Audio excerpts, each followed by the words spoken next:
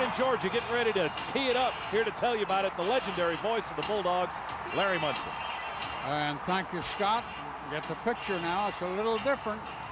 The helmets are still red, but the jersey is black. Cox going to take it. Back to throw. Looking. Fires a bullet. We intercept it out on the 33-yard line and take it out of bounds. Keelan Johnson right for the tight end, Bennett. Keelan Johnson just intercepted one. And Stafford is going to give it to him, and he bounced outside of the tackle. He's going to get 5, 6, 7 yards. Pushing. He may have 9.5 or so. He's down to about the 32. So the Dogs want 3. Auburn's in an 8-3 setup. And the kick up there reaching. It looks all right. It is good. The two stuck it in there, and we've drawn first blood, and the lead is 3-0. And of course, that's just nothing. Cox underneath. Take it. Give it to Lester. One man missed him, but the second and the third men got him around the 27. Cox sweeps it and pitches out to Lester, and Lester got to the corner, and we really racked him out of bounds around the 50. We're up to the 18. That's our 18. Auburn knocks on the door harder and harder and closer and closer. Lester the tailback. Cox underneath with 2 receivers right. Going to give it to Lester again. Here he comes outside of the left. This time the first man hung on to his shoe, and the second man got him. Auburn about to tie it up, maybe. 4:54, clock moving in the first quarter. On our 12-yard line, they set it down, and the kick is up there, and the kick is good. And we're all tied up. Stafford takes it. They're coming on him. Throws a screen over on the left side to Marino. Marino going to get 5. He's going to get 10. He's going to get about 13 yards of first down. The screen worked. Stafford coming back to pass. Looks. And now he's going. There's his man wide open. Touchdown, Massacre. Long bomb. Stafford really hauled off and threw that thing. 58-yarder. He was about 8 yards out in front. Cox fakes. He's back to throw. And we bat the ball down right in front of him. Lomax hit it and knocked it 7, 8 yards behind the quarterback. Going to take it and drop back. Hands it to the tailback. Somebody got him behind the line. Then the second and the third man. Curran, the young linebacker, hit him first, and then 2 more black jerseys hit him.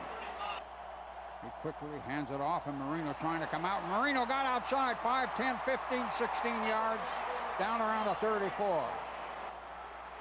Stafford back to pass, looking, and going to run out to the left corner to the side, and fired it is complete on the sideline on the 20 to Harris. It should be for a first down. Stafford takes it and drops back, and he's going to throw, try to lead a fade, and I think he got it in there. Yeah, touchdown by 6 inches. Sean Bailey went down in the left corner and leaped and had 2 men covering him and barely got his feet in there. A tight throw in a tight pocket. Well, Bailey pulls a Mikey Henderson. He just jumped over the defender and took it away from him. Auburn in a 7-4 setup, and the kick is up, and the kick is good.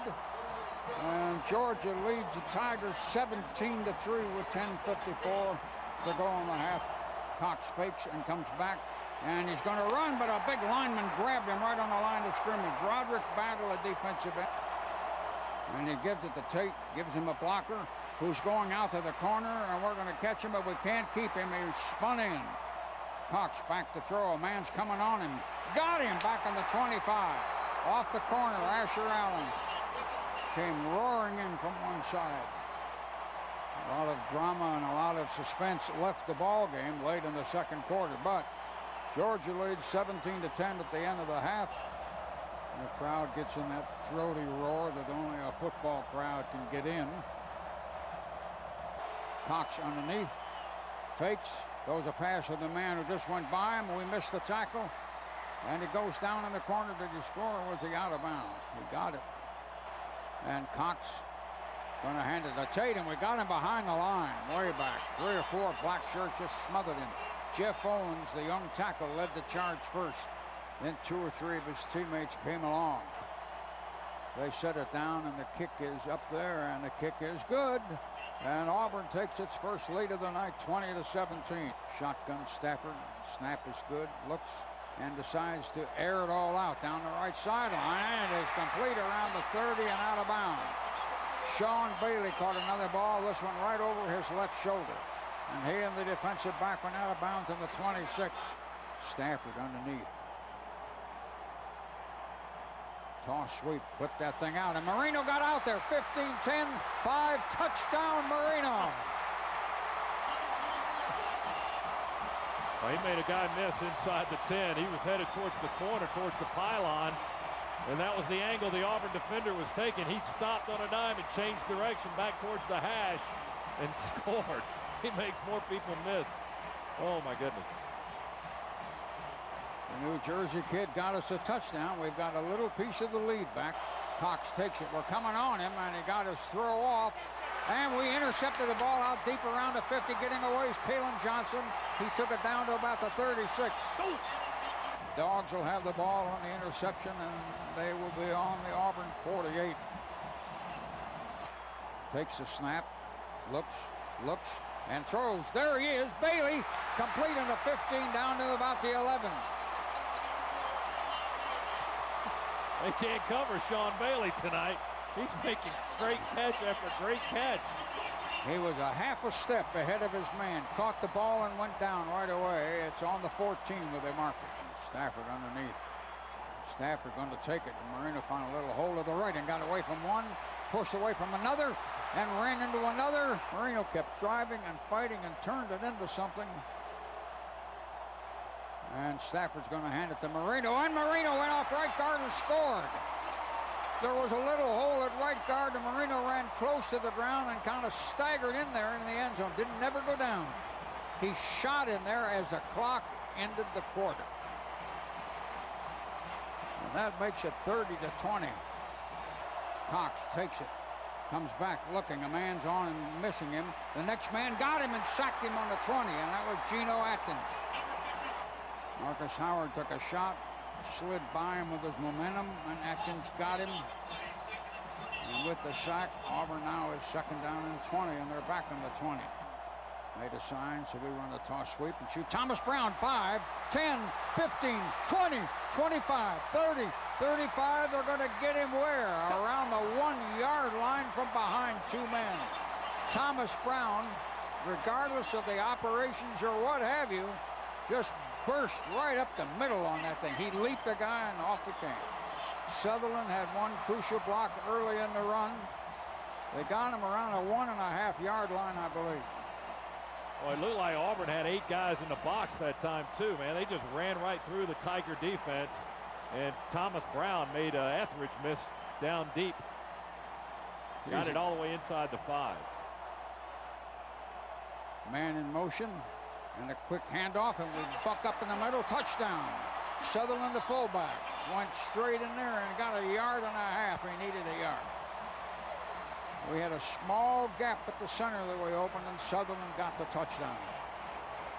Now it's 37-20. Snap. Cox retreating, looking, fires a bullet over the line, hit a guy in the hands, and 2 dogs caught the ball, ran into each other. One of them slow to come up. Brian Evans caught the ball. Brian Evans caught it. Kalen Johnson and he ran together. Well, Keelan nearly pulled off the trifecta. He almost got his 3rd interception like Trey Battle did last year. 3 picks for Battle last season in Georgia's win over Auburn. That's the 3rd interception tonight for Georgia. We run a man in motion. Stafford, they're coming on him. Fires down the middle and is complete. A circus catch on the 50. Chandler caught a ball down around his shoe tops, one-handed around the 50, running full blast, reaching down low by the grass, caught the ball and got knocked down on their 39. We line up in that power eye situation. Auburn brings up everybody. And Stafford keeps it, throws a pass, complete down on the 20-yard line, and the big tight end goes down around the 5. Tripped Chandler again.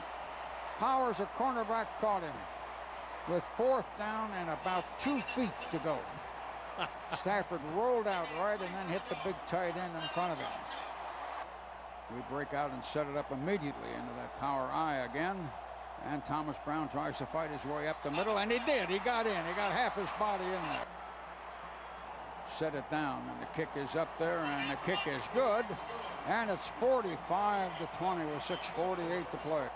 Man in motion, wide out right with the other receiver. There's now two. Cox retreating to pass on first down. We're coming on him, and we got him. We sack him inside the 40. Jeremy Lomax got him, a kid out of Jonesboro. Snap to Cox. He's coming back to pass. A man on him as he threw a high wobbly pass. And we're going to intercept the ball down around the 1. Thomas Flowers high up in the air in front of the receiver with both hands and caught a ball about 10 inches out in front of the goal line. Cox underneath runs that fullback again for about 2 or 3 yards. Chappis. And now they'll let those clocks go and those seconds tick away, and they will, and this ball game is ended. Dogs bench empties out, so does Auburn. But the Dogs have won a ball game 45-20, and it wasn't that easy because a couple times we had to pull ourselves up after a rash of mistakes. But Georgia had some big play people tonight, and that had a lot to do with it. And Stafford had some long-range artillery, too. Dogs will win it 45-20. My first introduction to Larry Munson was from Wayne McDuffie. You know, Wayne, of course, was a great coach here at Georgia, and it was there during the 1980 National Championship as a line coach. And at the time, at Florida State, we were coaching together, and we would take a trip to Thomasville the night before the game. That's where Florida State stayed. And every time on the way home on Saturday, we'd talk to the team in the morning, then we'd go back to Tallahassee, and on that ride, he was gonna dial into Munson to see what was going on, and so I got a chance to hear him. But he just Wayne really loved Larry.